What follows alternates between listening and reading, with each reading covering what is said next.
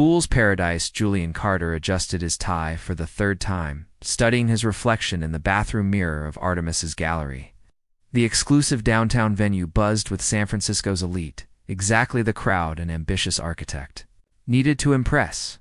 Tonight could change everything. "You look perfect," came a sultry voice from behind him. Vanessa Monroe slid her arms around his waist, her crimson dress complementing his charcoal suit. "Ready to conquer the world?" Julian smiled, turning to face the woman who'd transformed his life over the past 8 months. With her gallery connections and unwavering confidence in him, Vanessa made him feel invincible. "As long as you're by my side." She brushed her lips against his. "Always." "The Hendersons are here. They've been considering a new vacation home in Napa. Let me introduce you." As they navigated through the crowded exhibition, Julian caught admiring glances from other guests.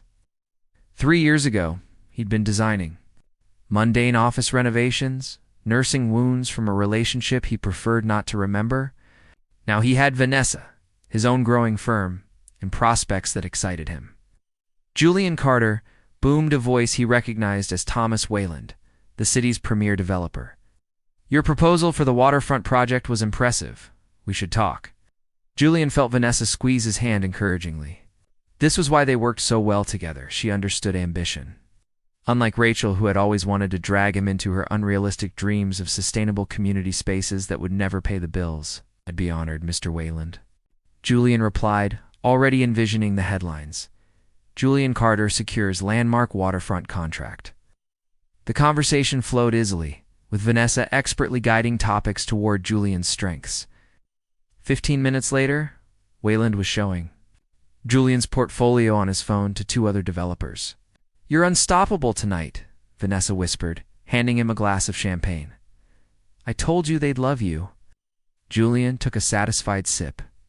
"You were right, as always."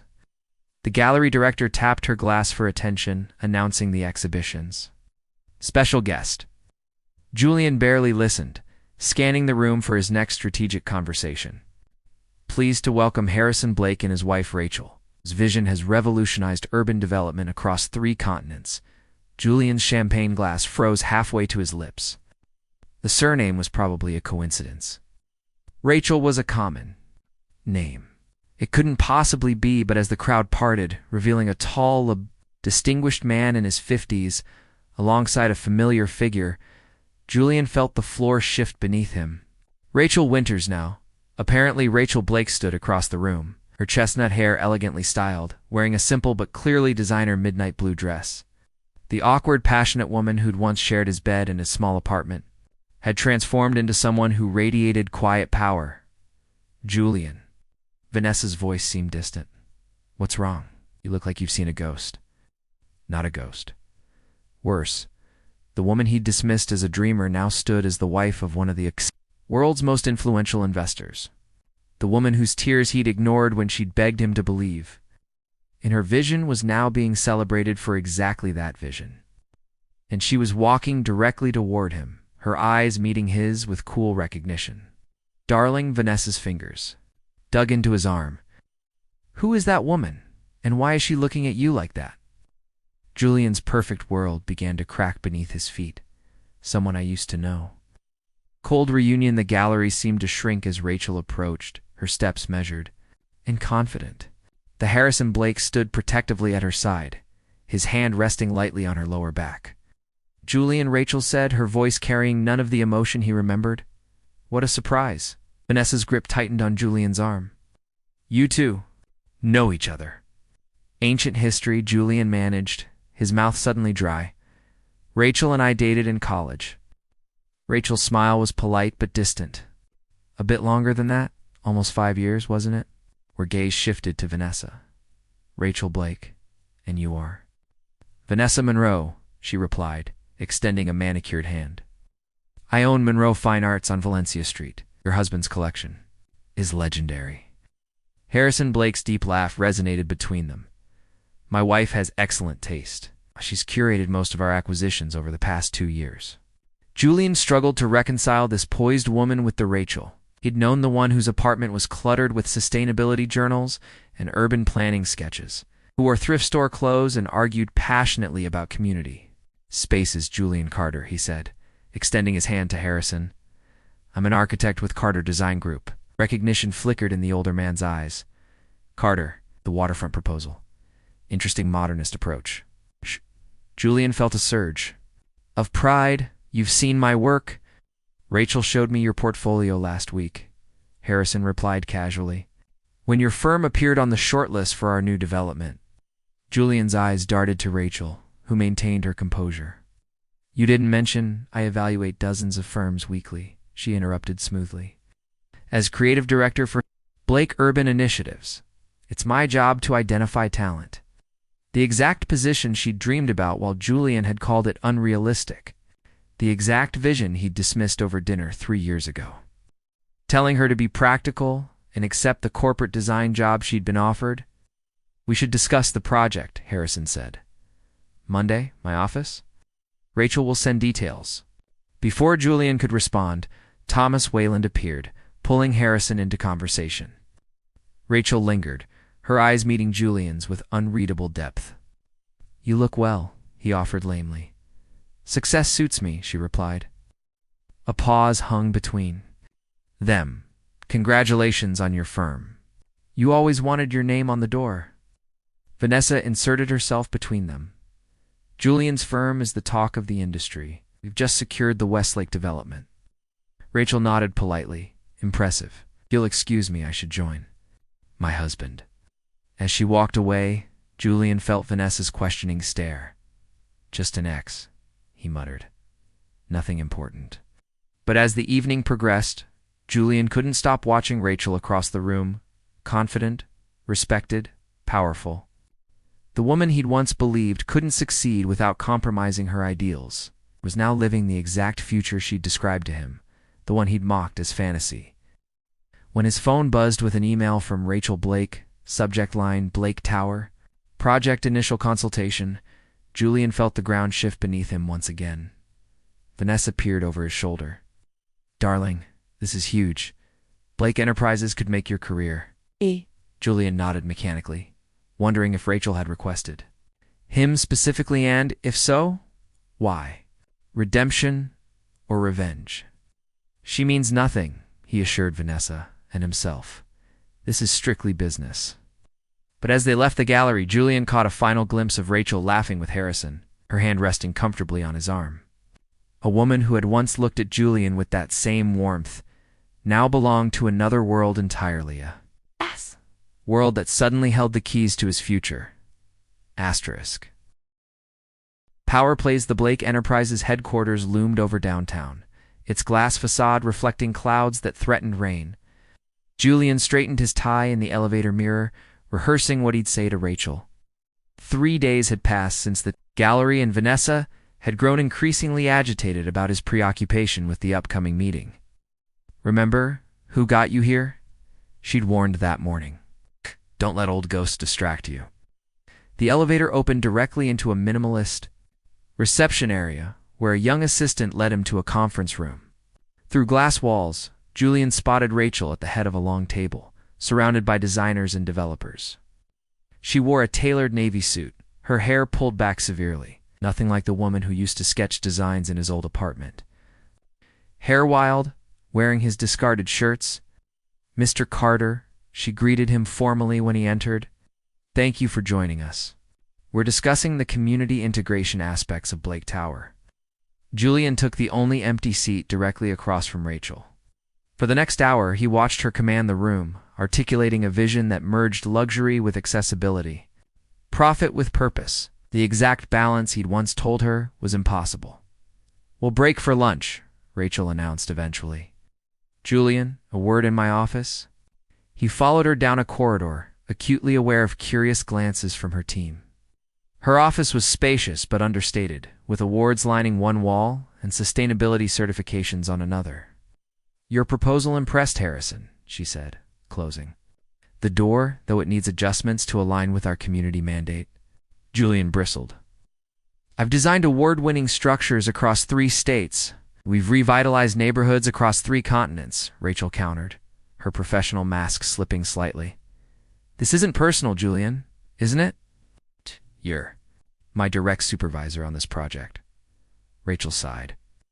Harrison assigned me before seeing your name. I considered recusing myself, but that would require explaining our history. And you haven't told your husband about us, Julian realized. It wasn't relevant, she replied coolly. We can work together professionally, or I can recommend another firm, your choice. Before Julian could respond, his phone buzzed with Vanessa's. Fifth text that morning? Lunch? Need to discuss something important? Problems? Rachel asked. Julian silenced his phone. Nothing important. That afternoon, Julian returned to his office to find Vanessa waiting, arms crossed. You missed lunch? The meeting ran long, he explained, distracted by Rachel's design critiques. With her? Vanessa's voice sharpened. Julian, I've built connections for years to get you these opportunities. And suddenly your ex-girlfriend waltzes in, and this is professional, Julian interrupted. The Blake project could double our firm's profile. And what exactly does she want from you? Vanessa demanded. Because powerful women don't waste time on former lovers without reason. The question haunted Julian through dinner, through Vanessa's elaborate reassurances of his talent, through her increasingly possessive touches. It followed him to bed, where he lay awake remembering Rachel's words years ago. Someday you'll regret not believing in me. When his design team presented updated plans the following week, Rachel's evaluation was brutally efficient. Your environmental integration is superficial at best. These community spaces feel like afterthoughts. Julian felt his team's confusion. This wasn't his usual approach, but Rachel knew that. She was pushing him to confront his own compromises. Later, as rain pounded against the conference room windows, Harrison Blake unexpectedly joined them. Julian, he said warmly. Rachel speaks highly of your adaptability. This project needs someone who can embrace new perspectives. Julian glanced at Rachel, who revealed nothing. I appreciate the opportunity, Mr. Blake. Harrison, please join us for dinner tonight. My wife and I would love to discuss your vision more personally. As Julian accepted, his phone lit up with a message from his office manager. Vanessa was here demanding project files. When denied, she claimed to be your creative partner. Security escorted her out. Julian felt cold realization wash over him. While he'd been obsessing over Rachel's motives, Vanessa had been systematically inserting herself into his work, not supporting him, but controlling him. Rachel was watching him closely. Problem. Nothing I can't handle, Julian replied, suddenly unsure which woman in his life was actually the threat. Buried. Truth's thunder crashed outside the upscale restaurant as Julian sat across from Harrison and Rachel Blake, picking at food he couldn't taste. The past 2 weeks had been a blur of redesigns, confrontations with Vanessa, and sleepless nights questioning every decision he'd ever made. Your latest revisions show remarkable progress, Harrison commented, swirling red wine in his glass. Rachel said you've embraced the community integration concept completely. Julian nodded, avoiding Rachel's gaze. Art. The project deserves authenticity. Art. Authenticity, Harrison repeated thoughtfully. That's what drew me to Rachel's work initially. In a field of compromised visions, her integrity stood out. Rachel reached for her husband's hand with genuine affection. Harrison gave me resources to prove what I always believed, that profit and purpose aren't mutually exclusive. The gesture struck Julian more powerfully than any words could. This wasn't a relationship of convenience or revenge. Harrison genuinely valued what Julian had dismissed. When did you two meet? Julian asked, unable to stop himself. Paris Conference on Sustainable Development, Harrison answered. 2 years ago. Rachel challenged everything I said during my keynote. It's most refreshing. Conversation I'd had in decades. 2 years ago, a year after she'd left Julian. This wasn't some calculated move to prove him wrong. She'd simply moved forward. Julian's phone vibrated. Another message from Vanessa. Threatening to tell Rachel about their design concepts she claimed Julian had stolen. The absurdity struck him suddenly. He'd been so convinced Rachel harbored resentment, while the real manipulation had been beside him all along. Excuse me, he said, stepping outside to call his lawyer. When he returned, Harrison had stepped away to greet another guest. Rachel studied him carefully. You seem troubled. Vanessa has been claiming credit for my designs, Julian admitted. She's threatening to discredit me professionally. Rachel's expression softened slightly. That explains the inconsistencies in your work. The community elements never matched your other design choices. She thought they'd appeal to certain clients. But you never believed in them, Rachel said quietly. The truth hit Julian with crushing force, like I never believed in you. A heavy silence fell between them. Why did you choose my firm? Julian finally asked. Was it revenge? Showing me what I missed? Rachel's laugh held no humor. Julian, not everything is about you. Harrison selected the initial firms. When I saw your name, I nearly removed it. Then why didn't you? Because I'm not the person I was 3 years ago, she said simply. Professional decisions shouldn't be clouded by personal history. Unlike me, Julian acknowledged. Yes, I've been projecting my guilt onto you since the gallery, assuming you wanted revenge because that's what I'd want in your position. Rachel studied him for a long moment. The Julian I knew wasn't vindictive. He was afraid of risking security for passion, afraid of failing publicly. Has that changed? Before Julian could answer, his phone lit up with messages from his office. Vanessa had arrived, demanding to present their alternative designs to the Blake team tomorrow.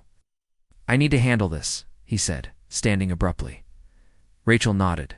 Some foundations can't be repaired, Julian. Sometimes you need to start fresh. As Julian left, Harrison returned, placing a protective hand on Rachel's shoulder. The gesture wasn't possessive like Vanessa's clinging, but supportive of a partnership of equals. For the first time, Julian saw clearly what he had lost in it.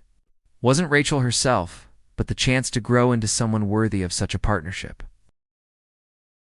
The true heiress rises 6 months after the gala that shook Manhattan's elite circles. Eleanor Prescott sat in the renovated boardroom of the newly renamed Prescott Media Group. The Montgomery name had been removed from all company properties. Though Vincent had been permitted to retain his family's original shipping business, a hollow shell of its former self, the theatrical division's first production opens next week. Josephine reported, scrolling through financial projections.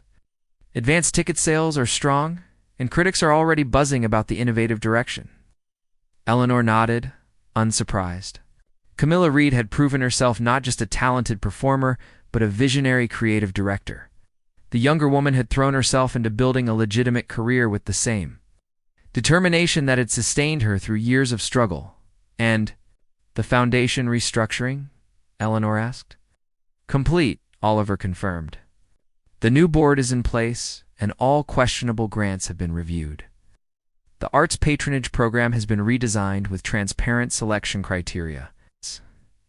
When the meeting concluded, Eleanor made her way to the West Side Theater where Camilla was overseeing final rehearsals for Inheritance, an original production about women reclaiming their power across generations.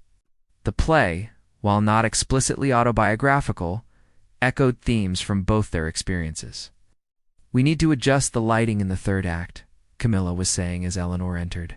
The counteration needs sharper contrast. Seeing Eleanor, Camilla wrapped up her instructions and joined her in the back row.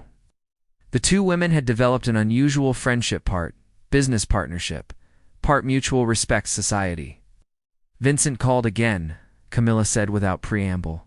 He offered to forgive me if I'd testify that you coerced me into turning against him. Eleanor raised an eyebrow. Generous of him. I told him I'd rather play Lady Macbeth in a high school production than ever speak to him again. Camilla smiled wryly. I did thank him for finally making me angry enough to write this play. The theater around them hummed with purposeful activity carpenters adjusting set pieces. Lighting technicians, programming cues, actors reviewing notes. This was Camilla's domain now, earned through talent and hard work, rather than bestowed as a gift from a powerful man. You know, Eleanor said thoughtfully, when I first discovered Vincent's affair with you, I had a very different ending in mind for this story. Let me guess, public humiliation and professional ruin. Something like that, Eleanor admitted. But then I realized that would make me no better than him treating people as objects to be controlled or discarded. Camilla considered this. So instead, you decided to offer me a business deal. I decided to recognize your value, which is something Vincent never truly did. despite his financial support. Eleanor gestured toward the stage. "This is yours. You've earned it." The actress-turned-director nodded slowly. "And what about you? What have you earned from all this?" Eleanor thought about the question carefully. The past 6 months had transformed her as much as they had Camilla. After years of maintaining a perfect facade while being diminished by her husband, she had reclaimed not just her family's financial legacy, but her own sense of purpose. "Freedom," she answered finally, "and the knowledge that the Prescott name will continue to stand for something worthwhile." As they watched the rehearsal resume, two women who had once been positioned as rivals sat side by side: the heiress who had reclaimed her birthright and the artist who had found her true stage, neither defined by the man who had tried to own them both in his downtown penthouse. Vincent Montgomery watched the business news announce another successful quarter for Prescott Media Group. The remote control shattered against the wall as the reporter mentioned the upcoming premiere of their theatrical division's first production, led by visionary creative director Camilla Reed. Vincent had chosen his mistress, believing her to be another beautiful possession. But in the end, it was the true heiress who had taken the stage on. She had rewritten the ending to their story.